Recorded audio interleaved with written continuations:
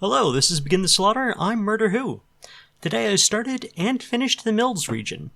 So today I'm going to show you what goes into making a new region. It starts in Blender with making new models to place in the buildings that will populate the region.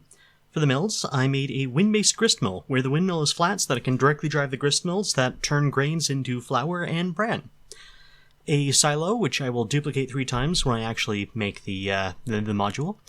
And some outdoor wood ovens, which I place 6 of around a big stone counter. Nothing really needs to make sense, per se, it just needs to have a justification. Now that I have the models made, I import them into Godot and begin building with them. Each building has its own placement script, which is triggered by the region placement script, which is triggered by the drafter. The drafter is guided by the drafting item nodes, which hold information such as the room type in the global array, the icon, and what should be printed on the screen. The entirety of the building node is moved to instantiate it. All the buildings exist from map load, which makes drafting very quick. Except for the mines, because they have to generate themselves depending on where the player places them. In order to guide myself, I usually put down a blank plane first, so I can touch everything to common ground. However, if I have any terrain changes in the control map, the ground might not be flat.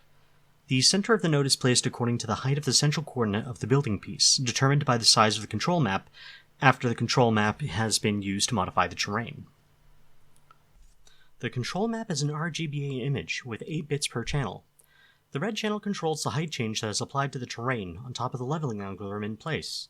More than 70% away from the center of the control map, the influence of the leveling algorithm is tapered away to 0 to blend with the surrounding land, so I don't actually get to use the full rectangle.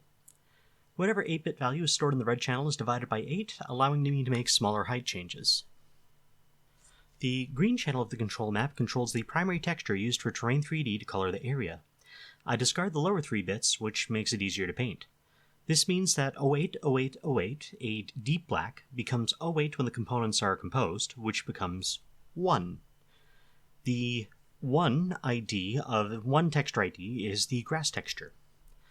The blue channel controls the secondary texture and is treated identically to the blue channel. The alpha channel is the mixing factor between the primary and secondary texture channels. When exporting from GIMP, I need to make sure to select Save Data from Transparent Pixels, Format RGBA 8, and set the compression to 0, or else GIMP will modify my control map in undesired ways. Once it's in Godot, I am free to let Godot decide to compress it or not. Godot doesn't mess with it in a way that has bothered me yet. Next, I need to decide what enemies might possibly appear here. Under each building, there is an actors node. Every actor beyond the power level is deleted on placement. This means the first actors are always guaranteed to spawn, and the lower actors might not. The actors are then placed at the home points that I also need to scatter around. They will select one of these to be home, and one to be work, and constantly path between them. When at home, they are supposed to lie down and rest and not detect the player directly, but will still respond to alerts. Each region also has loose actors, who are intended to travel across region borders. They might be killed ahead of time, avoided, or pose an additional risk to the player. They are given home and work locations from any of the home points of placed buildings. Up to 2 times the power level of loose actors are placed. Finally, if I don't already have it coded, I need to code in the scoring mechanism for the new region. Some scoring methods are more involved than others. Today I also got significant work done on the mines. I started by coding a debug view, which spawns red, blue, or green cubes over grid coordinates, depending on whether coordinate is occupied, build here, or connect to here.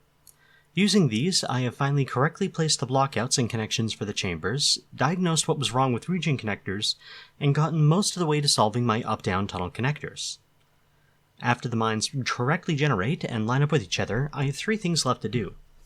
One is to stitch together all of the waypoints between all of the different mine modules, combining waypoints that are close by. This is trivial. The second is to make a new pathfinding script that doesn't use Voronoi to find the nearest waypoint and operates on the mine's waypoint system instead. This is also trivial. I just need to duplicate a script and then rip out parts of it. Finally, I need to revise the human AI script and figure out how it can tell when it's in the mines and should not snap to the level of terrain when below the terrain. I might make it a simple exported variable on the human AI script. This too should be easy. If you've been enjoying these devlogs, please watch, like, comment, and subscribe so that I can reach more people. Devlogs for video games are mostly marketing, and I should be giving my game the best chance it has by giving it the marketing it deserves. That's all for the day. Thank you for watching.